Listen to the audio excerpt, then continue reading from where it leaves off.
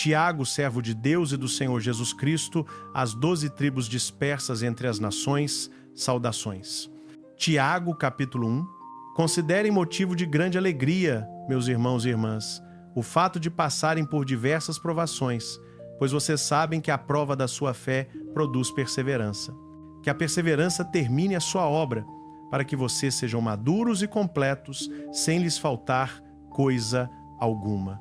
Se algum de vocês tem falta de sabedoria, peça a Deus, que a todos dá com generosidade, sem lançar em rosto, e lhe será concedida. Ao pedir, porém, peça com fé, sem duvidar, pois aquele que duvida é semelhante à onda do mar, levada e agitada pelo vento. Essa pessoa não pense que receberá coisa alguma do Senhor, pois é de ânimo duplo e inconstante em todos os seus caminhos. Os irmãos que estão em humildes circunstâncias devem orgulhar-se de sua alta posição, mas os ricos devem orgulhar-se de sua humilhação, visto que passarão como a flor do campo. Porque o sol nasce com seu calor escaldante e seca a planta, cai a sua flor, e a sua beleza é destruída. Da mesma forma, o rico murchará em meio às suas ocupações. Bem-aventurado o homem que suporta a provação com perseverança, porque depois de aprovado, receberá a coroa da vida, que o Senhor prometeu aos que o amam. Quando alguém for tentado, jamais deverá dizer: é Deus quem me está tentando, pois Deus não pode ser tentado pelo mal, nem tenta a ninguém. Cada um, porém, é tentado pelo próprio mau desejo, sendo por este arrastado e seduzido. Então o desejo, tendo concebido, dá à luz o pecado, e o pecado, após ter se consumado, gera morte. Não se enganem, meus amados irmãos e irmãs. Toda boa dádiva e todo dom perfeito vem do alto, descendo do Pai das luzes, no qual não há mudança nem sombra de variação.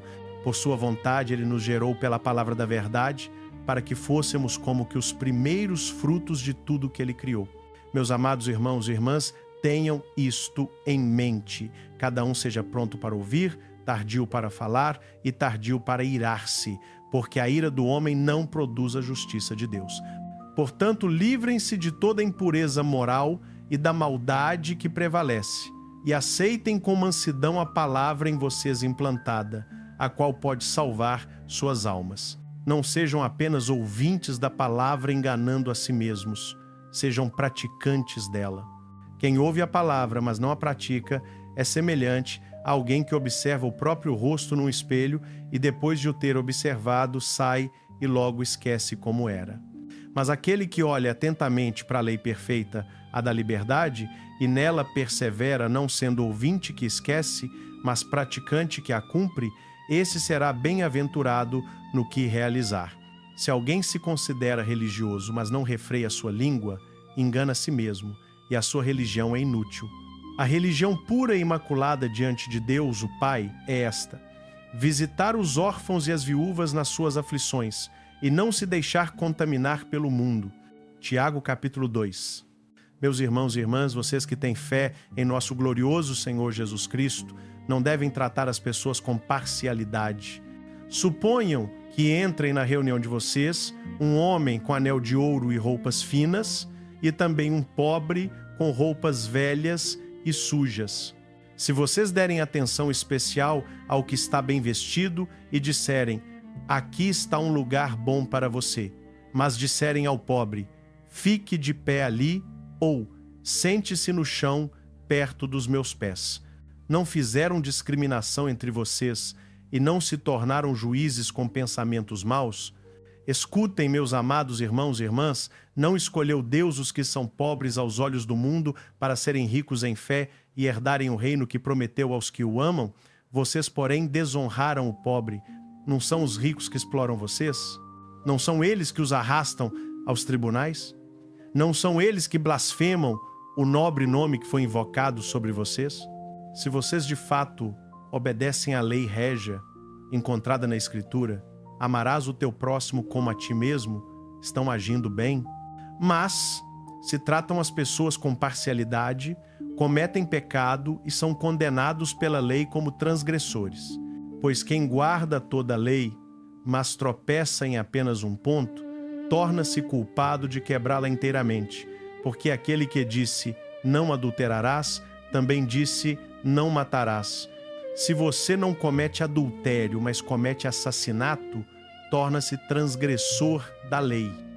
Falai e procedei como quem há de ser julgado pela lei da liberdade, porque o juízo será sem misericórdia para quem não usou de misericórdia.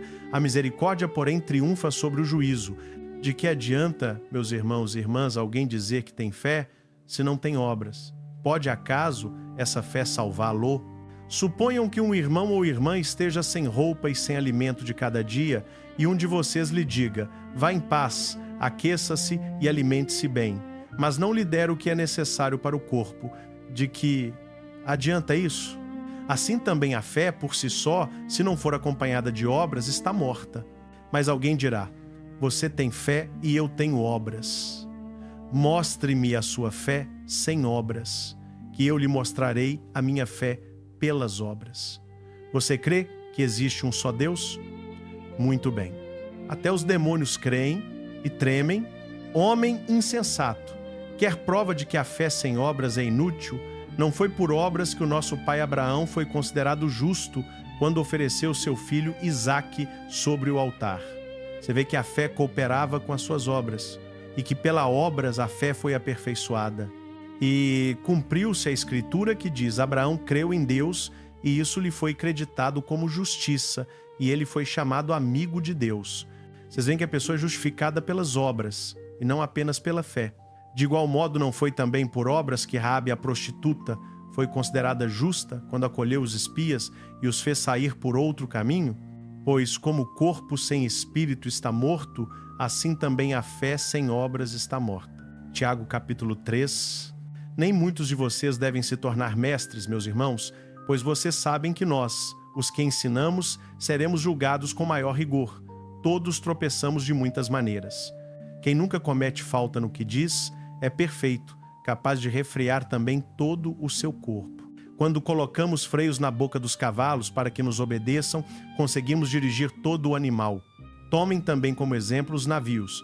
Embora sejam tão grandes e sejam impelidos por ventos fortes, são dirigidos por um leme bem pequeno, para onde quer que o piloto decida ir. Assim também a língua é uma pequena parte do corpo, mas se gaba de grandes coisas. Vejam como um grande bosque é incendiado por uma pequena chama.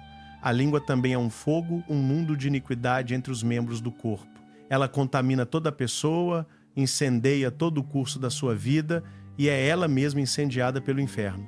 Todas as espécies de animais, aves, répteis e criaturas do mar são e têm sido domadas pela humanidade, mas nenhum ser humano consegue domar a língua. É um mal incontrolável, cheio de veneno mortal. Com a língua bendizemos o nosso Senhor e Pai, e com ela amaldiçoamos os seres humanos, feitos à semelhança de Deus. Da mesma boca saem bênção e maldição. Meus irmãos e irmãs, isso não deve ser assim.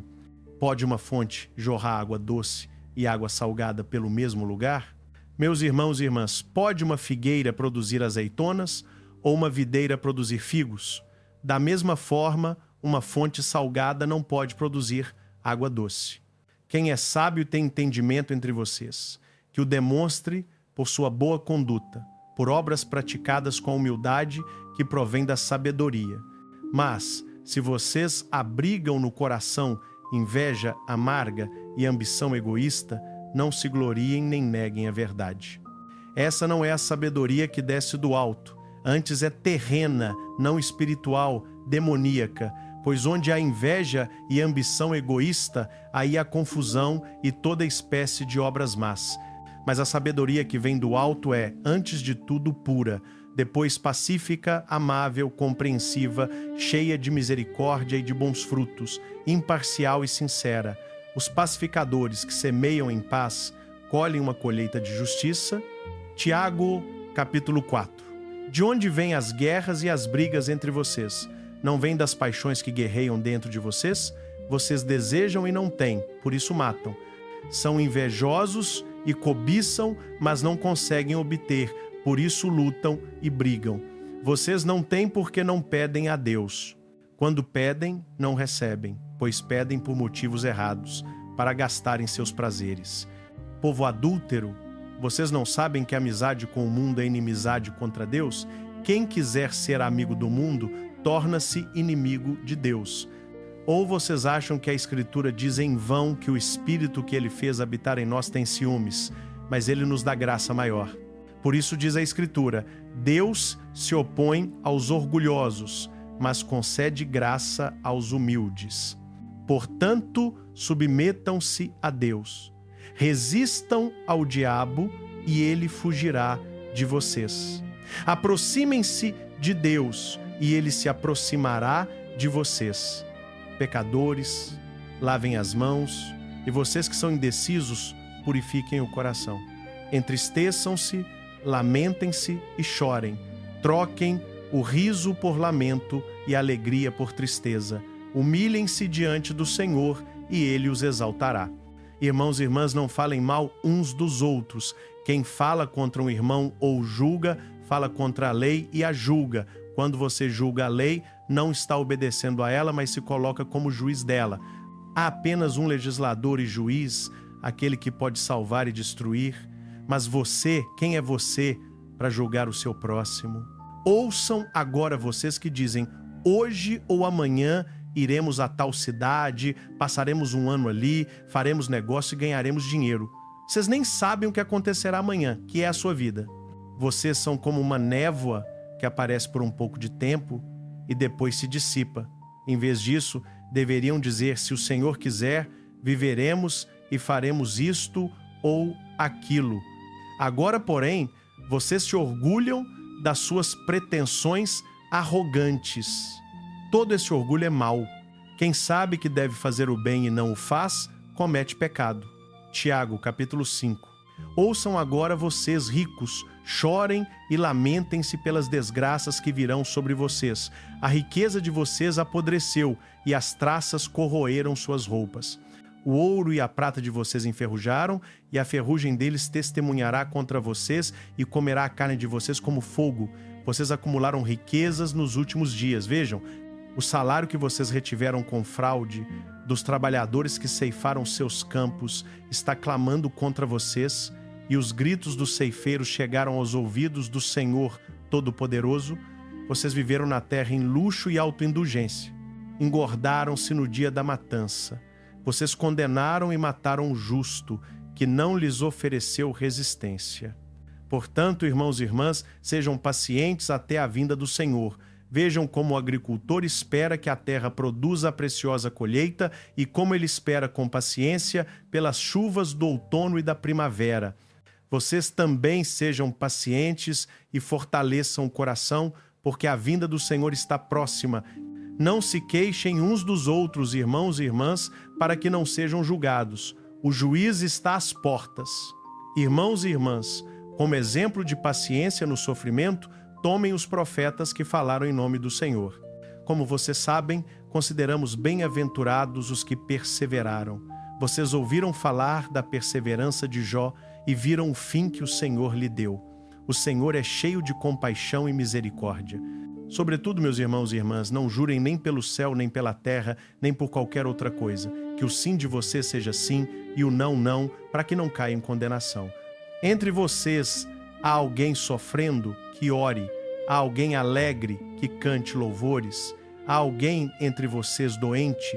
Que chame os presbíteros da igreja para orar sobre ele e ungir-lhe com óleo em nome do Senhor. E a oração feita com fé curará o doente, o Senhor o levantará. Se houver cometido pecado, será perdoado. Portanto, confessem os seus pecados uns aos outros e orem uns pelos outros para serem curados. A oração de um justo é poderosa e eficaz. Elias era humano como nós. Ele orou fervorosamente para que não chovesse. E não choveu sobre a terra durante 3 anos e meio. Orou outra vez, e os céus deram chuva, e a terra produziu seus frutos. Meus irmãos e irmãs, se algum de vocês se desviar da verdade e alguém o fizer voltar, lembrem-se disto. Quem converte um pecador do erro do seu caminho, salvará da morte essa pessoa e fará que muitos pecados sejam perdoados.